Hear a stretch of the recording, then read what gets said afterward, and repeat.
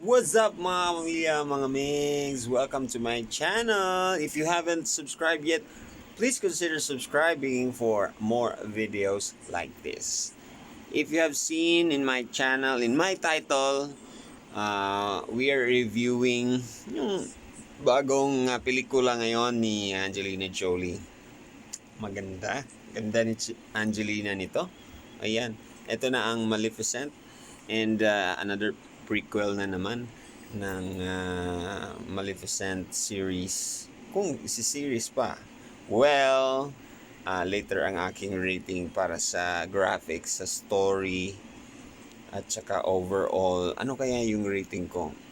I'd like to say muna na marami namang nag-expect na mga bata, mga babae, halos lahat nagagandahan sa trailer ng Maleficent. Pero ako, medyo alanganin akong manood kasi hindi tulad ng mga action movies, mga espionage at saka yung mga thriller, mga suspense and psychology movies.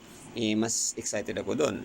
Kaya lang kasi Disney ito, I expected a lot. Of course, syempre yung mga Lion King na mga and from the past movie na Maleficent. Well, na-amaze lang ako kasi maganda yung graphics. Yung start pa lang ng movie ay galing na CG na drone shot. Magaling yun, maganda. Na-amaze ako una pa lang. Tapos ito yung movie na magugustuhan talaga ng mga bata. Pambata siya, but meron ding mga scenes na pang, syempre, yung mga conflicts ng adults.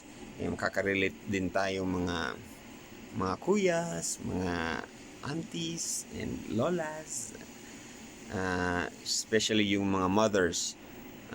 Ito naman, maraming matututunang mga bagay, mga sa relasyon, tapos kung ano yung kinagisnan mo, lumingon sa pinanggalingan, kung ano ka talaga, where you belong, parang ganon.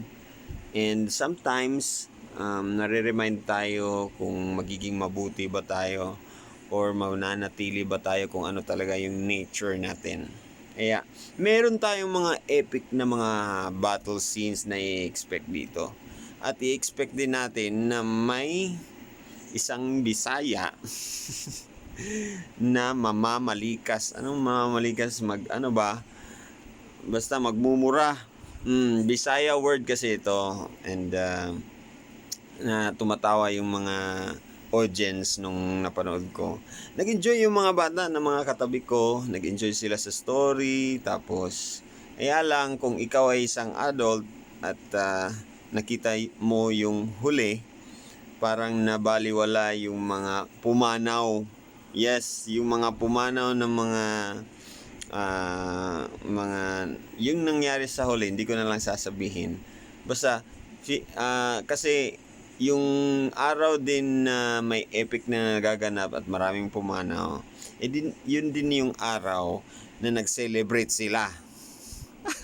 Hindi ko alam, no?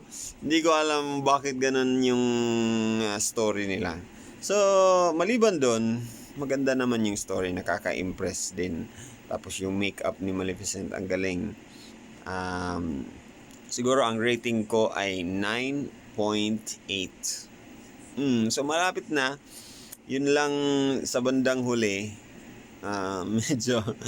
Medyo na mahiwaga. So, yun lang po. Kung gusto nyo mapanood ito with your family and yung mga bata, mas maganda. Okay, so manood na kayo. Yun lang muna ang aking re-review. See you again on my next video sa mga reviews natin, sa mga mapapanood natin na mga movies in the future. Bye-bye!